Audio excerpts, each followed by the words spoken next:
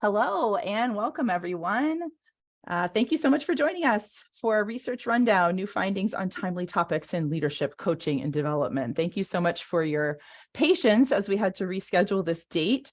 And I'm very happy to have those of you with us who could come. And of course, if there are any scheduling conflicts that came up for you during the hour, we will send the recording out to everyone. This is our first webinar of 2023, so we're really excited to have you here. My name is Lucy Sullivan. I'm the head of marketing here at MRG, and I'll be your host today.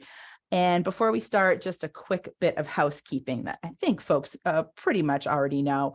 We are recording today's webinar. You'll get a link to the recording, the slides. We also do a blog post that has a summary of all the key points, as well as Q&A, anything that we didn't get to. To stay focused during the webinar, we do have the chat closed and cameras are off, but we really want to hear from you, especially all these great juicy research topics. We want your questions. So pop any questions you have into that Q&A just as they come to you. You don't need to wait for the break to type them in. Those will go directly to me. And we will take them at the Q&A breaks. We have a few today. And any that we don't answer during the broadcast today, don't worry. We will get to them offline and we'll share those answers on the MRG blog and send that link out to you as well. So again, just keep those questions coming. I'll also give you just a quick introduction of who MRG is and who's going to be guiding you through our content today. So MRG, we're a global leader in designing assessments that impact people in profound and meaningful ways. We have solutions for leadership and personal development, motivation, sales, and our assessments are driven by research and they're designed to foster self-awareness and encourage lasting growth. MRG was founded 40 years ago this year, and our assessments have been used by thousands of certified practitioners in more than 100 countries around the world, with lots and lots of amazing data coming out of that, which is what Maria is using today. So that's our presenter, Maria Brown. Maria is the head of research at MRG.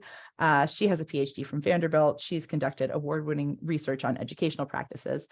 You may have seen Maria at conferences. She's presented for Society of Consulting Psychology, European Mentoring and Coaching Council, lots of others. And she just brings a tireless curiosity to MRG. She has such a passion for learning about human behavior.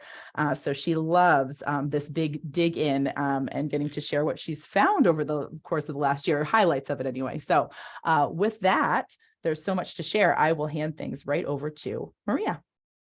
Thank you, Lucy. Welcome, everyone. I am thrilled to be here with you today to share some new insights from our research. I do want to thank everyone who sent good thoughts my way after we had to postpone last week's webinar. I have a 2-year-old who catches everything he can, and he generously shares it with me. So I would not have been able to carry a conversation last week, much less have a do a whole webinar. So thank you, everyone. But everything's back to normal, and I'm just happy. I'm thrilled to be here with you today. So we are going to talk about 3 different studies. We'll talk about, of course, the COVID pandemic one more time. Now that we seem to be in a good period, right? It seems like the pandemic is waning. We wanted to look at what has changed and what the implications of those changes might be for coaching. We also will be talking about coaching leaders to be more effective at developing others. We know that is a very important competency. And, there are different ways that we can help leaders become more effective. We're going to look at 2 of those today. And the last study we'll talk about will be about leadership expectations. What are they? And a very important question, how universal are those expectations? And we'll close up by talking about research in the coming year and beyond, and remind you of different ways that you can stay updated on MRG research and where you can find other MRG studies. So I will tell you, it's not easy preparing for these webinars. And the hard part is we have a lot of studies to choose from. So this is only a sample. MRG does a lot of research. It's our middle name. And later on, I will be sharing with you how you can get access to other research. So, just know there's a lot more available. So, feel free to explore more, reach out if you have questions about other potential research we might have. But I hope you enjoy what we will be sharing with you today. Now, we have covered this topic before. but it's finally feeling like we're settling into maybe not post-pandemic yet, but at least a waning pandemic period, a waning pandemic world. We all went through this huge disruption together, and now we are collectively figuring out what the world of work is becoming. So from our perspective, we wanted to see if leadership has changed. Are leaders behaving differently now when compared to the period before the pandemic? We will keep it simple by focusing on 2 time periods. That carefree time in 2018 and 2019 when we had no idea what was coming, and now as we try to go back to normal, whatever that normal might be. So we're going to look at 2018 and 2019 and compare that to 2022 and 2023. We ran this research globally with over 11,000 leaders. And as you can see here, our sample represented a variety of demographic factors. It is important to note that the majority were at the department manager level or higher. So let's talk about where the data come from. We use the LEA 360, which is our multi-rater leadership assessment that is used around the world and has over 1 million total participants. Now, the first part of the LEA 360, which is made up of a self and an observer questionnaire, measures how much emphasis leaders place on 22 leadership behaviors. These are specific, observable, and neutral, right? So not good or bad. The idea is to describe the leader's behavior, how they're being perceived by themselves and by others. And both leaders and their observers respond to this part of the questionnaire. The second part of the assessment is different for self and observer. So observers rate leaders on 32 leadership competencies. These are subjective scores rating how effective the leader is at each of those 32 competencies. And for those of you who aren't using it yet, the results of this part of the assessment are available in the Leadership Impact Report. The self participants get, instead of that leadership impact questionnaire, they get to respond to 4 reflection items. And in those, they rate themselves on their self-confidence, growth mindset beliefs, authenticity, and sense of being perceived as an imposter or imposter syndrome. Now, these are great scores to discuss during coaching to dig deeper into a leader's mindset, their current context, and some potential challenges. The results of those are available in the facilitator printout that facilitators get. Now, the study that we're going to talk about today on the effects of the pandemic on leadership just focused on the first part of the LEA, the 22 leadership behaviors. And we were interested in knowing whether leaders are behaving differently in their eyes and in the eyes of their observers. The measures we used, again, were the 22 behaviors. And in terms of the analysis, it's a fairly simple analysis. We compared leadership during the 2 time periods, 2018 and 19, time period 1, and then the second time period, the waning pandemic, is 2022 and 2023. Participants were matched on management level, function, gender, and geographic area. And we do this to ensure as much as possible that any differences in the 2 time periods that we find are due to the pandemic and not these other factors. What that gives us is insight into whether leadership has changed since the start of the pandemic, and of course, insight into what actually changed between that period and now. So let's start by getting everyone involved. You guys are out there working with leaders. So, I'm sure you've seen some of these changes. What do you think has changed? How has the pandemic changed leadership practices? Are we now seeing a greater emphasis on cooperation? Are we seeing a greater emphasis on empathy, a greater emphasis on deference to authority, or less emphasis on dominant and forceful leadership? And of course, you may choose all that apply. And and Lucy will let us know. Sure. Thanks, the Maria. results. And thanks everyone for voting. And yes, you can choose as many as you think may be true. And guesses are welcome. No penalties for a wrong answer. Thanks, everyone. We'll give you just a moment to think it over and get your answers in. And then we will go ahead and share the results. Thanks, everyone. I'm going to go ahead and do that now. I know. Drum roll, please. Ooh, I like this. Okay. So greater emphasis on cooperation, 59%, greater emphasis on empathy, 72%, less emphasis on dominant forceful leadership, 51%, and the lowest scoring one, we have greater emphasis on deference to authority. Well, I have a surprise for you guys. All of these are correct. We have seen all of these changes, but in the eyes of different observers. So there's a difference between perceptions and observer perceptions. So that is what I will share with you. Thank you for sharing your own guesses about what we're seeing. So let's start with observers. Have observers perceived changes in leadership? And of course, I just kind of told you that they have, right? So yes, they have seen changes in leaders. What they're seeing, what observers are perceiving is an increase in emphasis on deference to authority, right? Following rules, using senior leaders for guidance when making decisions, demonstrating loyalty to the organization, and so on. We're also seeing an increased emphasis on cooperation, being more accommodating, putting the team's interests first, being willing to compromise, sometimes potentially putting your own goals and objectives on a second stage. And then we're seeing a lower level of emphasis on dominant behaviors. So we're seeing less forceful and authoritative or competitive leadership. Okay.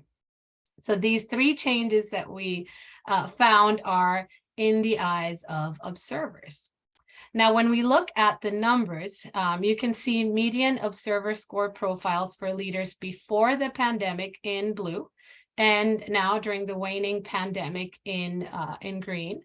The behaviors that changed in significant ways are highlighted here: dominant, cooperation, and authority. And the median score change is 5 for dominant and then 10 for cooperation and authority. So, these are pretty, especially with those 10s, some pretty big differences when you're looking at average score changes. Now, let's turn to the leaders themselves. So what are they perceiving?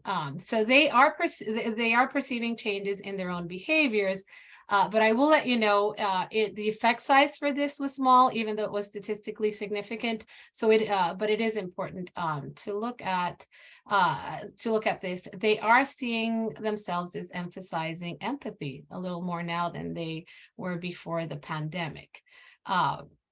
Leaders now see themselves as more generous and kind, and generally showing a genuine interest in others and in forming strong bonds with others.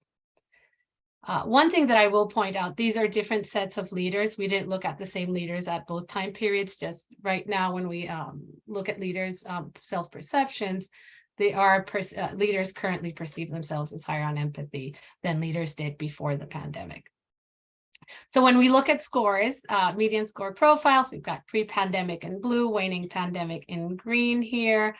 The one behavior where we saw differences was empathy, and the median score change there was 10 points. So what does this mean? It seems like leadership is moving toward less forceful and competitive approaches. Leaders seem to be seen as more willing to accommodate, to compromise, and to help. And they're showing a greater reliance on the opinion of more senior leaders and organizational rules and practices. Now, while observers did not perceive changes in empathy, leaders now perceive themselves as more empathetic than leaders before the pandemic. And that might explain part of why we're seeing this approach to leadership that could be perceived as maybe a little softer, right? Less forceful, more helpful, and more deferent to organizational leadership. Now, these changes took 2 to 3 years under high levels of stress to the system. And even then, only 3 behaviors changed in the eyes of observers and 1 for self, right?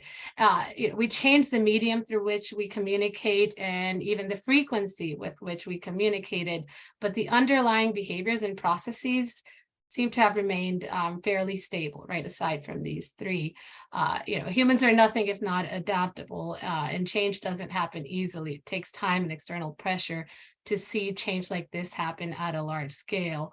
But that naturally leads to the question of whether this will persist. Is this tendency due to just that sustained sense of uncertainty, and if so, will we go back to where we were before? Only time will tell, and data, of course, will tell us. But I'd be interested in hearing your thoughts, so please, feel free to share those in the comments. So I think this is a good moment to pause and see if there are any questions, any comments. Sure. And yes, those are welcome anytime in the Q&A. First question, Maria, is a recent Gallup poll showed that some elements of employee engagement haven't recovered well yet. Have you looked at those results, or have you looked at employee engagement at all and considered the relationship to MRG's leadership behavior measurements? That's a good question. So I looked at the behavioral changes, and I did look a little bit at part B. We didn't see big changes in the competencies, and we do measure employee engagement as a competence, as the competency, the ability to develop employee engagement, but not whether employee engagement is actually changing. I think, if we had seen changes in excitement and some of those other things, we might see some changes in employee engagement. But the fact that that Gallup poll did not find changes in employee engagement doesn't surprise me, right? We're still engaging we're just changing how we engage, but we're not. We're finding ways to kind of maintain the same processes, the same ways of leading, and the same ways of interacting within the new mediums, the new media that we have available. One more clarifying question, Maria, before we move on, and do keep them coming, folks, because we will answer these later on if we don't get to them right away. But did you look at these differences? Were they did you split the data at all by remote versus on-site versus hybrid? Oh, that's a great question. So we did not do that. We just wanted to get a general sense of what has changed, but we have research on remote work. And I shared that, it was, I think, 2 research rundown webinars ago, but I just reran those data a week ago. So stay tuned. More of that research is going to be coming out soon. Yeah, we are collecting that. We do collect at this point remote work data as part of our assessments. We do. Thank you, Lucy. Yes, we do. We just haven't, we did not include that as a factor in this research that I'm sharing today. I'm going to let Maria move on since there's so much more to share, but do definitely keep those questions coming, because we will make sure we have answers either in one of the later Q&A breaks or after the webinar. Thank you. Thank you, everyone. Yes, please keep those coming. Now, let's see. So let's talk about ability to develop people. Now, we often get questions about how coaches and consultants can help leaders develop specific skills and competencies, or, what behavioral goals leaders should be setting for themselves and their teams based on a particular competency. Now, the research I'm going to show you presents a data-driven way to do this, and we will be using ability to develop people as the target competencies. And this is one of those 32 competencies measured in the LEA Observer Questionnaire and included in the Leadership Impact Report. So why the ability to develop people? Of the 32, here's the answer. Of the 32 leadership competencies we measure in the LEA, this is the second most important for overall leadership effectiveness, right? So we do know just based on that it is important. The first one is credibility with peers and direct reports, in case you were wondering. But ability to develop people, as everyone here knows, plays a role in a lot of different things: employee retention, growth, organizational and employee succession planning, employee development, and many, many other things. So it's certainly a top competency for leaders to be kind of keeping an eye on. So in this research, we addressed this question of how to become more effective at developing people by looking at two approaches, two questions. One is, how can leaders at any level of effectiveness improve their ability to develop people? That is, regardless of how effective they currently are at developing people, what behavioral shifts will make them more effective? Okay. And then the second question is, how can we set developmental goals for top level effectiveness? And that has to do with behavioral ranges associated with being rated at the highest level of effectiveness for developing people, right? So the first question is, at any point, at any level of competency, you want to just be better at it. And the second question is, how do I get to the top most effective group of leaders? This study was global. Like the first one I showed you, we had over 14,000 leaders in the sample and over 130,000 observers for those leaders. And the majority of the leaders were at the department or a manager level or above. As you'll remember, the first part of the LEA 360 measures emphasis on 22 leadership behaviors. And the second part asks observers to rate leaders on 32 leadership competencies. This research used both parts. So we used the behavioral portion and the leadership impact competencies.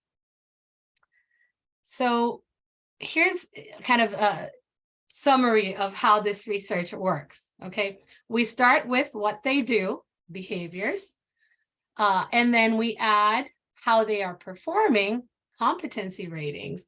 And when you add those two things, what you get is insight into which behaviors are associated with effectiveness in a measure, a particular measure that we're looking at, in this case, ability to develop people. So the effectiveness measure, as you know, is about ability to develop people. You can see the item on the left side of the screen here, and that's rated on a 7-point anchored rating scale. That is the outcome measure in our analysis. And the 22 leadership behaviors measured by the LEA are the predictor variables entered into a relative weights analysis, which allows us to determine which behaviors are the best predictors of higher scores in that outcome measure. So the results of this analysis are an understanding of which behavioral shifts should leaders at any level of effectiveness consider to become more effective at developing people. Okay, so I'm going to show you the results, and the graph that I'm going to show you might look familiar to those of you who have seen our best practices research. What you can see here is in blue on the right side of the screen are behaviors that leaders should consider increasing their emphasis on to be seen as more effective at developing people.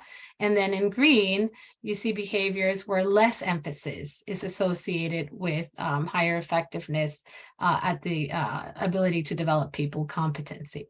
So when we look at the results, what we have is,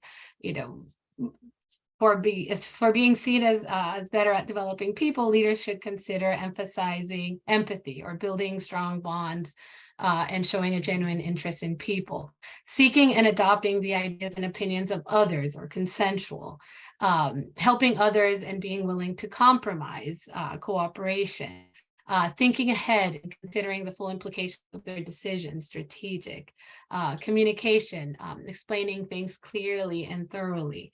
And finally, restraint, coming across as more serious, avoiding emotional displays, right? So all of those behaviors could be part of that formula for making a leader more effective at developing people.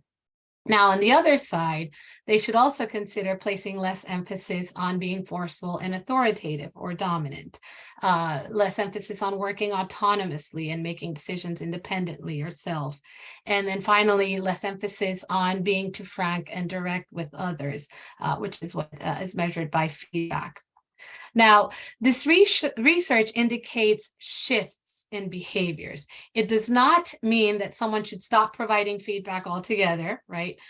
Just that they might want to consider turning it down a little bit, and in that way give room for some other behaviors to emerge. Hopefully one of the behaviors in blue right here. It doesn't mean that the person should go out and be super consensual and seek the opinion of others every single time they need to make a decision, just that maybe they want to consider doing it a little more often, right? Now, of course, where they currently stand in each of these behaviors will also determine what they should be working on, right? But these results give you the ingredients from which to pick when creating that recipe for a particular leader. Now, when can we use these results? When we're not exactly sure of where leadership stands in the ability to develop people. We know that these shifts are likely to increase their ability. When a leader is at a lower effectiveness level and wants to improve to at least average or slightly above average, these are some things to consider. When it isn't a primary developmental goal, but something to work on in conjunction with other behavioral goals, you can add some of these to the mix.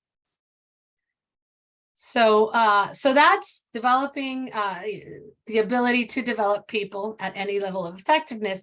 The second question that this research addressed was setting developmental goals for top level effectiveness. Okay.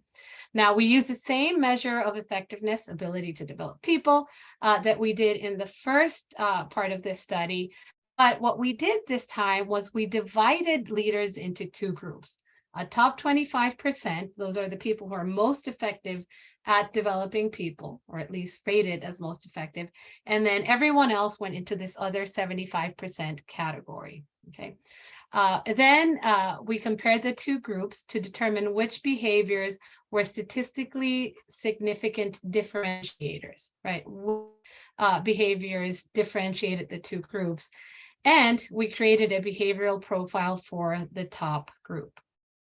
Now, when you combine that profile of the top performers with the specific differentiators, it allows us to identify the behavioral goals that leaders should set to be most effective at developing people.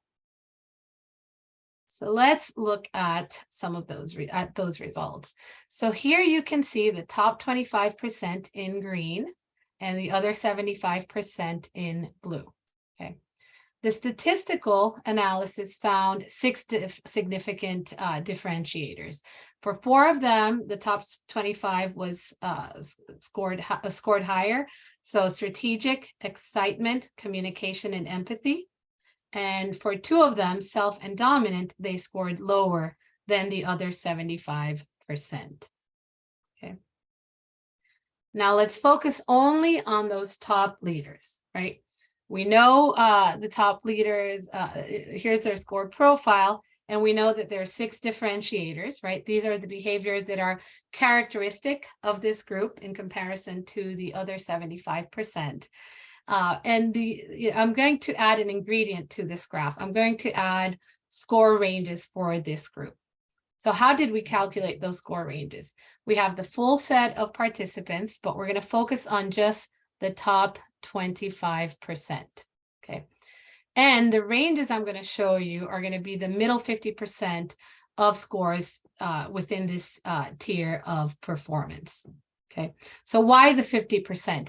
The middle 50% of scores provides a reasonable range for setting target scores but also some flexibility for establishing targets that might shift a little outside of the ranges, right? So you know that it's only the 50%, the middle 50%. So it gives you some freedom depending on context and other goals to kind of shift where those target goals might be set. The middle 50% also allows us to better identify scores that fall well outside of where the leader would want to be on these behaviors, right? So it makes it easy to identify behaviors you might want to target because there's a big difference between where they are and where they want to be. So with that in mind, here we go back to the score profile, median score profile for the top 25%.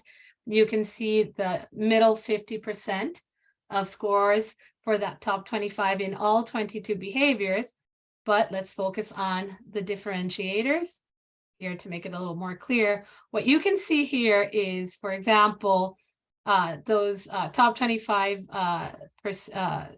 50% of the top 25 score between 44 and 73 on strategic. Right. For excitement, it's between 50 and 80. So that gives you an idea of where you might want to set those score ranges for a leader. Okay. Now, you will receive this slide deck with the results, so don't focus too much on the details. But here's how this research can be used. If you have a leader who's already average or slightly above average in ability to develop people, and this is something they want to focus on as part of their development, then you can set specific target ranges for them, help them set specific target ranges by using this as a starting point. Okay, and these results can be helpful in setting strategic goals, for group goals or other situations where targets would be helpful, right? It's not just for individual coaching or individual development. So this study gives us two useful pieces of information. First of all, we have 9 behavioral shifts that can help leaders increase their effectiveness at any level, and specific target ranges for 6 behaviors that can help leaders reach the top level of effectiveness. Okay, which approach you use will depend on what a leader needs in terms of their developmental goals and, of course, their current level of effectiveness. Okay, so we've covered a lot there, so I think it's a good time to pause and see if there are any questions. Great. We welcome any questions about this section. I will, Maria, just jump us back only because there were several questions about it from part 1 on the pandemic research. Any geographic differences, or did you look for geographic differences? We did not. No, these are, yeah, thank you for bringing that up. We wanted to really, because we have looked at pandemic changes so many different ways, and we did it a lot during the beginning of the pandemic, because we were sure a lot of things had changed, and we were timing things. When did the pandemic start? When did we start seeing changes in Europe? When did we start seeing changes here in the US? And we didn't really find any big differences at that point. What we did for this, though, is, by making it global and focusing on these broader time periods, we hoped that we at least caught similar situations, across the different areas that we were looking at. But no, as we get more into this, and I think we'll wait till the waning, a little farther into 2023, so we have really good and hopefully more final data, we'll start looking at those details a little more. Great. I'm going to let you go ahead to the next section. And we do, again, continue to welcome those questions. And if you've put one in that we haven't gotten to yet, don't worry. We will have an answer for you after the webinar. We love getting those answers from Maria and sharing them out afterwards as well. So keep them coming, and I will let you go on, Maria. Thank you, Lucy. And you're right. It's part of the fun part of doing a webinar is presenting it, but also getting those questions at the end and really thinking about what you guys are thinking and what we can do or what we actually know that can share with you. So yes, please share those questions. Okay, so the last set of studies that I would like to share with you today have to do with leadership expectations. And I will share quickly that this research was inspired by a conversation with a long-term network client who called me to share a concern he'd been having about the expectations that we, in general, place on leaders, and whether these expectations are universal or representative of one view or of leadership or one particular group of people. And we'd had similar conversations with coaches in the humanitarian sector, who are also working globally. So this was clearly an area of concern. So of course, we got to work. We had to get to work on this. The reason I share this story is to remind everyone that research is a conversation, and at MRG, that conversation involves you and what you're seeing in your practice, what you're wondering about, and your interpretations of our findings. So please don't be shy about reaching out now during the webinar and later with questions and things that you think we can answer with data.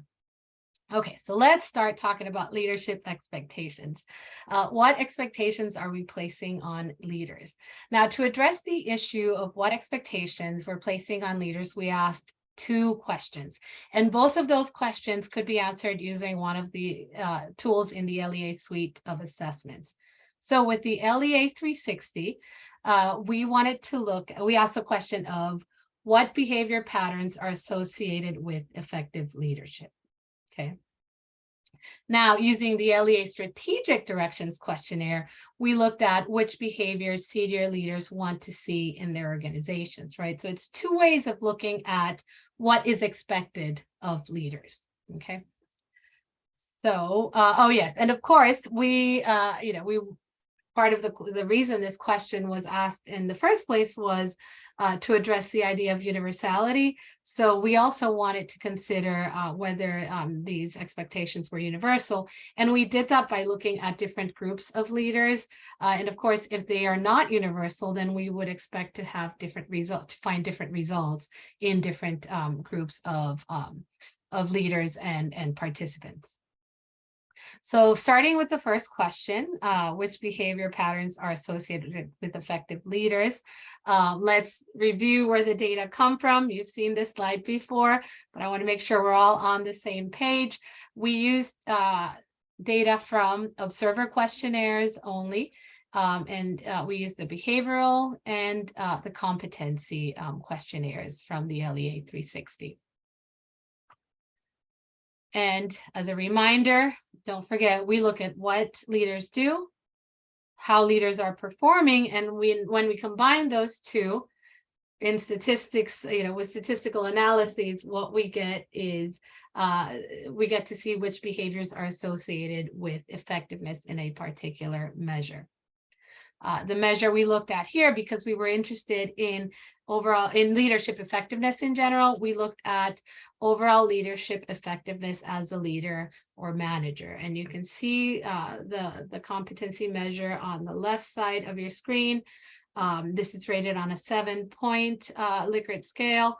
And this became the outcome measure in our analysis, with all 22 behaviors from the LEA entered as predictors. We ran a relative weights analysis, which allowed us to see which behaviors observers associate with overall leadership effectiveness.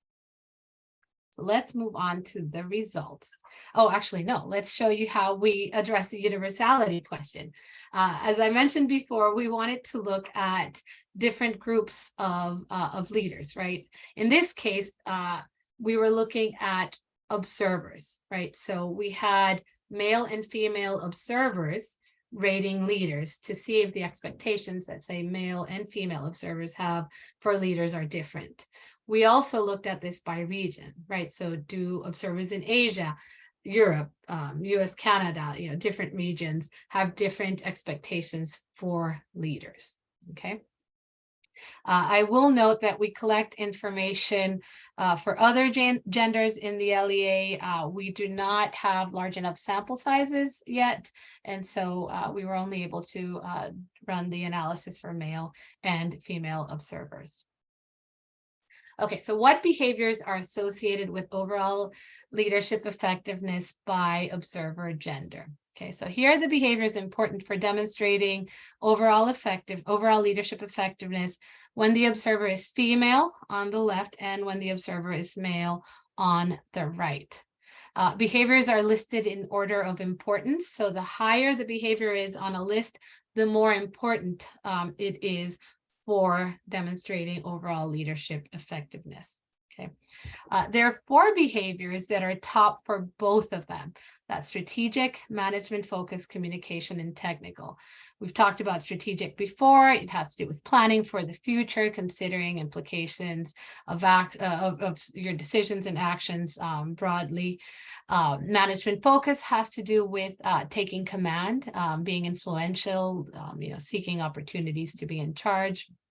Communication has to do with explaining things clearly and thoroughly. And technical has to do with developing, maintaining one's professional expertise and actually using it when making decisions. So those 2 there, we highlighted in blue, are the most important for both genders. Okay. The behavior highlighted in gray, persuasive, is unique to female leaders. But interestingly, the other behaviors are also similar or the same, for the 2 groups. So what does this tell us? First of all, it tells us there are 4 top behaviors that both groups rate as top. Okay, but it also shows us that there aren't a lot of differences between the 2 groups. I mean, aside from persuasive, the expectations for male and female observers seem to be the same.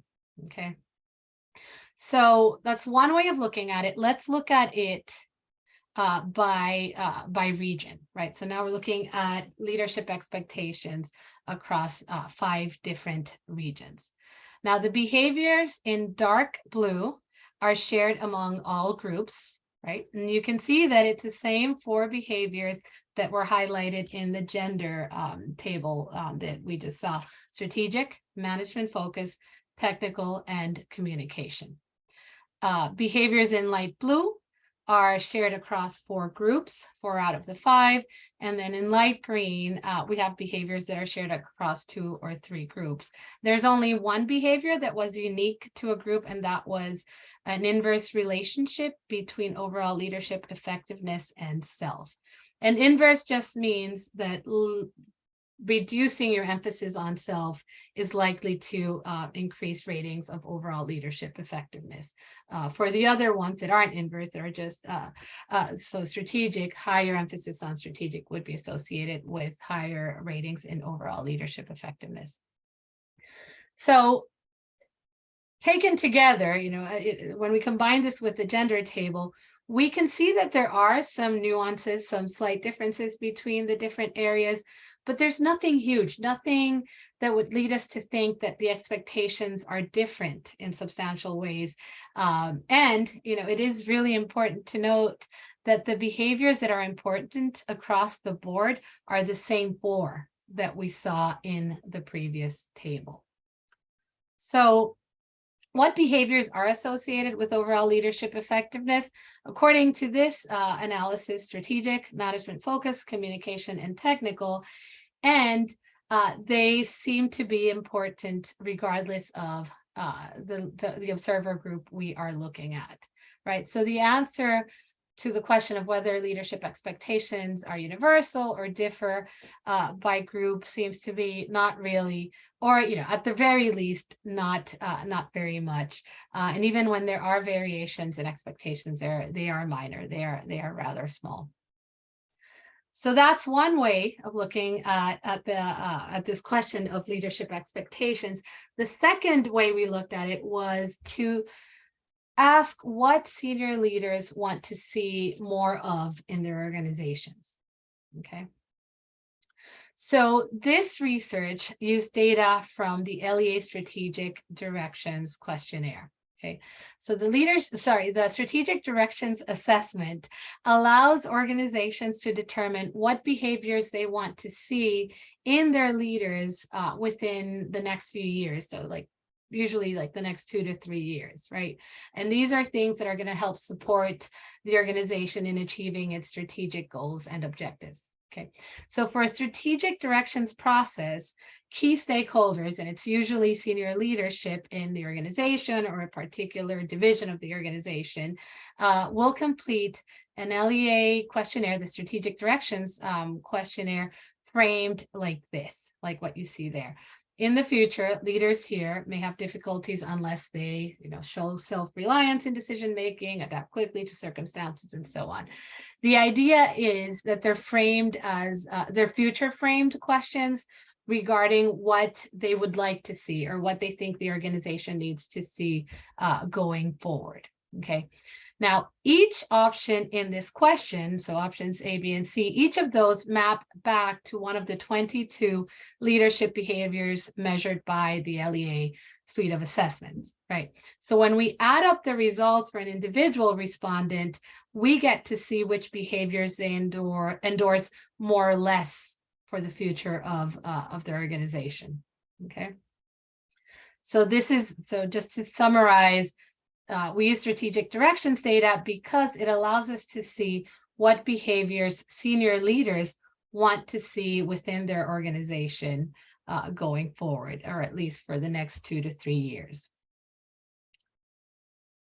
So for this study, we took individual raw data from each participant and sorted behaviors by level of endorsement, right? So the behaviors they endorsed most were at the top of the list. Behaviors they endorsed least were at the bottom of the list, okay? What this allowed us to do by sorting behaviors for each participant was to see their top 3 behaviors. And so the 3 behaviors each participant wanted to see more of in the organization, and then the bottom 3, which are the 3 behaviors they prioritize less for the organization. Then we looked at the group as a whole to find out which behaviors were endorsed by most people, by most respondents. And what this gives us is an understanding of the behaviors that, in general, top organizational leaders want to see emphasized by their leadership teams, by their organizations. To address the question of universality, we looked at gender as well, so respondent gender, male and female, and we were able to look at 3 different areas: Asia, Europe, and the US. So let's look at the results for gender, first of all. So high priority behaviors. More than half of respondents ranked strategic in their top 3. And that was true for male and female leaders. So 66% of male respondents had strategic in their top 3. 71% of female respondents had strategic in their top 3.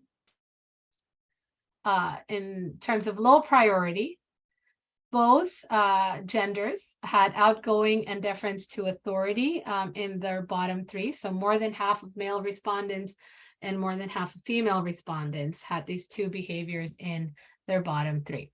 So what are we seeing? There was no difference in what was prioritized based on gender. We also know that strategic, which we have seen before because it was one of the 4 behaviors in the previous study, is something that senior leaders want to see in their organizations. Things they not necessarily don't want to see, but they're not worrying about prioritizing are outgoing and deference to authority. So remember, we also looked at this by region. So let's see what the top priority behaviors are. In the 3 regions, more than half of respondents ranked strategic in their top 3 across all 3 regions. You can see it's a little lower in Europe, but it's still the majority. And in terms of the low priority behaviors, we see the same pattern that we saw before. Outgoing and deference to authority were prioritized the least in all 3 regions. Okay. So what does this mean? How, putting this all together, strategic seems to be important regardless of who's responding. Outgoing and deference to authority seem to be less important regardless of who is responding. So organizational leaders prioritize strategic and place less priority on outgoing and deference to authority. And in terms of overall effectiveness, there are 4 behaviors that are associated across the board with overall leadership effectiveness. Okay. And so these are leadership expectations. These are the things that we're expecting of leaders if they want to be effective. These are the things that we want to see more of in our organizations. And these expectations, at least for, from this analysis, appear to be pretty universal. So what do we do with this? What's the big takeaway? I would say that regardless of where a leader is or the gender of the people they are working with, they should be coached to develop 4 key behaviors: strategic, management focused, communication, and technical. These seem to be expected from leaders across the board in order to be effective. Okay. And as I mentioned, regardless of where they are and who they're working with in terms of gender, these do seem to be universal expectations. Okay. Now, we saw a lot of overlap across all the groups that we studied. Now, are these things evolving? Who knows, right? This is something we need to keep measuring and keep looking at. I do think that as leadership becomes more diverse at higher levels, there is the potential for change. So, for example, with more women reaching senior leadership levels, behaviors like empathy and control might become part of the set of expectations for leaders. These are behaviors that are generally emphasized by female leaders at higher levels in general when compared to male leaders. But of course, until that shift in leadership demographics happens, we won't really know whether these changes are going to come. There's also, this question of external forces, things that we can't yet predict, that we don't yet understand. So, for example, we just saw that after the pandemic, leaders are showing greater emphasis on deference to authority, right? Which is, according to this research I just showed you, something that senior leaders don't prioritize very much. So does that mean this behavior will become more important in the future because leaders are showing it more? Who knows, right? I think part of the answer to that question is, will these leaders who are demonstrating greater emphasis to authority be successful? Will they be effective, right? How does that behavior change how well they perform and how others view them, right? And so, it's a matter of time before we start to see whether this happens. But, change takes time. And the most we can do is continue to monitor these changes, continue to collect data, and see what emerges from all of this. So, okay, I have been talking for quite a while now, so let's open it up to any questions or comments that may have come in. Sure. So one question, Maria, you mentioned the 4 reflection questions when you were talking about the different parts of the LEA. Is there any research on those yet? We have shared some research. One thing that's really that really stands out in that research is that the items are pretty high scoring, right? So leaders tend to have a good sense of a high sense of belief in growth mindset, for example.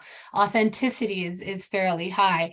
So these are great things, right? It shows that leadership is going, leaders are feeling, are feeling good about where they are and what they're doing. They also have a good sense that, development can happen and they can change and others can change and so on.